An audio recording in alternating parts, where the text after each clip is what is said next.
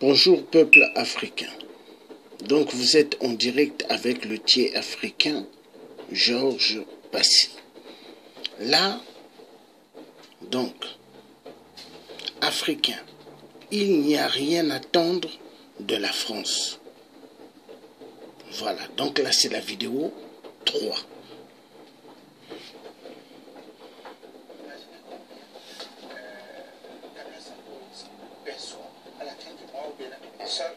Pas seulement au Bénin. Dans beaucoup d'autres pays vous imaginez combien de foyers ont donc leur chaîne et doivent payer 5 000 francs au moins par mois. Vous savez ce qui s'est passé au Sénégal? Qui revend leur chaîne nationale. Nationale, merci. Vous savez ce qui s'est passé au Sénégal? Non. Canal 5 devrait obtenir le marché de la TNT, la télévision numérique terrestre. Là, l'État sénégalais doit simplement dire mettez dans votre bouquet en France la chaîne nationale sénégalaise et le problème avec les chaînes sénégalaises. Elle a dit qu'on leur fait une place. Voilà, elles sont visibles dans le milieu français et européen et on fait la même chose. C'est aussi ça. Ils ont refusé. Oui, mais c'est purement simplement. Donc moi je continue pas à le dire. Nous n'avons pas, nous sommes puissants. Les pays africains sont puissants. Je vous le dis, je dis cela aux miens. Je suis très sincère. Économiquement parlant, la France ne pèse absolument rien. Absolument rien. C'est nous qui offrons l'aisance économique. Et ça, j'invite leur superpuissance, Lionel Zizou, qui vient sur les plateaux parce qu'il paraît que c'est lui qui est donc la matière grise qui donc affronte les élites africaines qui ont une autre pensée que ce que eux autres veulent entendre. Je dis qu'ils viennent, on va faire le débat. Juste nous avons pris le cas donc Canal 5, mais il y a bien d'autres. Et vous savez qui aujourd'hui est le patron de Canal 5? Et vous savez aujourd'hui qu'est-ce que ce monsieur fait dans nos économies? Les ports, que ce soit le port d'Abidjan, que ce soit le port de Cotonou, que ce soit le port de Lomé, et tout ça, c'est lui qui gère. Et nous ne savons pas ce que ces messieurs-là font passer à travers leurs conteneurs. Donc moi je dis, peuple africain, vous êtes puissant. Et si tant est que la France vous appelle Afrique et non Ouagadougou, mettez-vous ensemble pour montrer véritablement que vous pouvez arrêter donc cette expansion sauvage. Vous savez, Macron, un vrai panafricain, Macron ne devrait pas aller à Ouagadougou. Il est beaucoup plus attendu à Tripoli. C'est à Tripoli, Macron devrait aller pour aller régler la question que la France pour rétablir l'ordre. Pour rétablir l'ordre. C'est là-bas Macron est attendu. Ce n'est pas à Ouagadougou. Macron est attendu à Lomé. Macron n'est pas attendu à Ouagadougou. S'il est aussi intelligent à 39 ans et qu'il peut négocier l'AS, Paris, Afrique, qu'il aille à Lomé, qu'il aille à Tripoli. Pourquoi vous le dirigez vers les terrains incandescents? Pourquoi il veut aussi venir sur les terres déjà où il fait bon vivre? Oui, il va régler les questions. Il peut de cette terre-là envoyer la fumée, l'oxygène qu'il faut pour aller. Combien de fois Ouagadougou a envoyé de la fumée à Paris? Combien de fois vous avez vu Cotonou envoyer la fumée à Paris? Pourquoi lui veut chaque fois envoyer la fumée sur le continent? Vous savez ce qui se passe aujourd'hui en RDC? Que Paris enlève sa bouche maintenant de nos affaires, que nous dirigeons nous-mêmes nos affaires. Ça, c'est la vérité qu'il faut avoir le courage de regarder la patrie mère entre griffes. Mais en attendant d'atteindre ce but, comment comprendre le choix de Ouagadougou? Le choix de Ouagadougou. Ouagadougou, Abidjan et Accra. Jadis, le dirigeant de Ouagadougou était celui-là qui gérait les bonnes relations, les relations. Et c'est ce que je vous explique. Paris et les pays africains. Il n'est plus aux affaires? Non. Il n'est plus aux affaires? Il n'est plus aux affaires, mais il n'est pas mort. Les relations restent. Les relations restent les relations. Mais ce n'est pas lui que Macron vient entendre, c'est son successeur. Et donc je dis, pour donc sonner donc un début d'une nouvelle relation, Ouagadougou a toujours pesé. Pour chauffer les amitiés, les relations. Ouagadougou a toujours pesé dans la balance. Ouagadougou a toujours pesé dans la balance. France.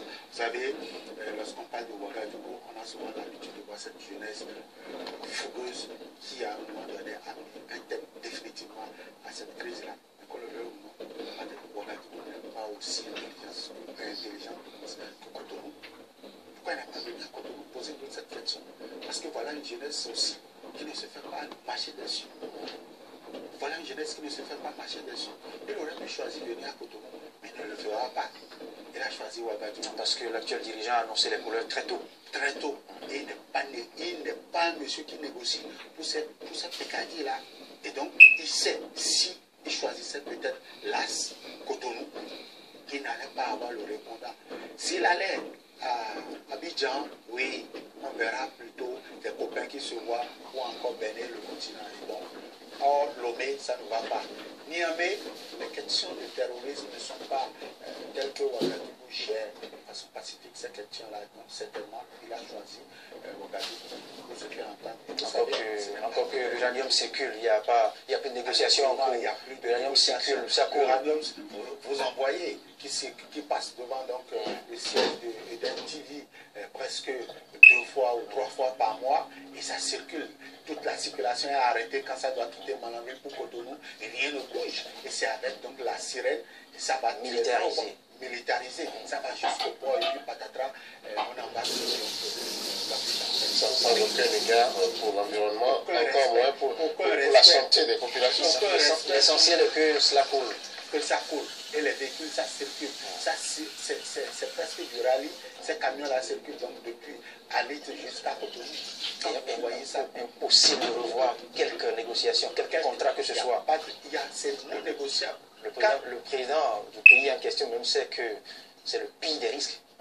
Et la dernière fois, vous avez vu un conteneur qui est tombé quelque part vers Dassa. Vous avez vu, Paris a juste dépêché des gens pour venir nous dire qu'il n'y a aucun incident majeur. Il n'y a aucun risque sur la santé des populations. Sur quelle base? Et nous aussi, on s'est tué tranquillement face à la situation. Et nos cadres ont été commis aussi. Oui, nos cadres ont été commis. À quel prix? Allez-vous. D'abord, qui a appelé? Et vous ne savez pas qui a demandé à ces cas d'intervenir. Donc moi je dis, c'est des questions aujourd'hui, si nous devons les aborder, il va falloir qu'on dise la vérité au peuple. Comment ça se passe? Comment est-ce Elle doit passer la société civile béninoise. Elle devrait quand même être assez forte. Elle devrait réagir. Elle devrait prendre fait et cause pour... Non, on va pas personnellement. La société civile ne se résume pas sur la question de Martial Sombra. Je pense quand même qu'il faut le laisser là où il est aujourd'hui. C'est quand même un monsieur d'un certain âge. Et il a démontré quand même de quoi il a été question pendant. Il est écrit nulle part qu'il est à lui seul la société civile, qui constitue à lui seul la société civile. Il faut bien une relève à ce niveau aussi. Vous savez ce qui m'écoeure, parce que vous préparer la relève. J'ai bien envie d'ironiser avec Martin Soba. Quel jeune béninois dira qu'il ne l'a pas impacté, qu'il ne l'a pas séduit, de par ses prises de position, de par ses enseignements? Il ne sert à rien d'impacter toute une jeunesse durant un moment est parti. Et tout est effacé. Donc, mais pourquoi voulez-vous rejeter la responsabilité sur ceux qui devraient pouvoir prendre la relève? Rien n'est dit que c'est seulement lui qui va choisir celui qui va le suivre. Si le leader lui-même n'a pas montré le chemin de la relève, je suis désolé. S'il n'est pas ouvert, donc... on peut bien s'inspirer de ce qu'il fait. On peut bien s'inspirer, mais ce n'est pas facile aujourd'hui. Je préfère qu'on prenne la relève. Oui, je préfère qu'on prenne... Oui, lui, il a déjà créé quelque chose qui répond déjà aux normes, qui déjà bénéficie de l'assistance technique des partenaires techniques et financiers. Vous imaginez moi, Casimir, créer un XY et aller chercher maintenant les partenaires hollandais, les partenaires français pour venir maintenant. Non. Il a bien réussi. Il a bien réussi. Vous le pouvez et il ne aussi. faudrait pas que tout ça la fasse flop lorsqu'il ne serait plus en fonction, lorsqu'il n'aura plus sa faculté intellectuelle continuer. Il ne faudrait pas que ce qu'il a créé puisse aussi disparaître comme lui-même il est en train de partir. C'est de ça qu'il s'agit. Et lorsque vous parlez de cette jeunesse, enfin de cette société civile, je veux bien la voir au Bénin. quand cette société civile est créée, Donc, que ce soit pour ses intérêts personnels, la responsabilité la à nous tous. responsabilité à nous tous. D'accord. Heureusement, quand on parle de la société civile, il y a aussi les médias qui en font partie. Et je félicite en ce moment ce plateau que Eden TV et Diaspora FM mettent sur pied pour que véritablement des gens comme nous, qui n'avons rien, aucun moyen, juste quelques moyens pour nous déplacer et venir par ici pour nous exprimer sur ces questions. C'est aussi ça la société civile. C'est aussi ce que, par exemple, nous pouvons dire ici et que certainement les chaînes françaises, les chaînes d'autres pays n'auront pas donc le courage de dire cette vérité-là au peuple. C'est de donner un autre son de cloche donc à cette population, enfin à ce peuple qui pense toujours que la France est la mère patrie. La France, c'est ce pays qui vient donc sauver notre économie de l'impasse. Non, ce n'est pas du tout ça. La France vient chercher ses intérêts, point, bas. Le reste, elle vient plutôt se servir.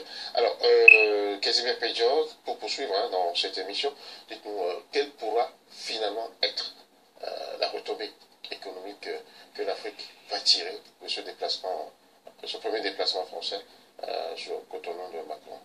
C'est que ces ressources seront davantage pillées. Il ne faut pas attendre le contraire. Il ne faut pas attendre que la France vende vos matières premières et qu'il vous envoie les bénéfices. Ce n'est pas évident. Il va venir, il va parler de l'AFD, l'Agence française de développement.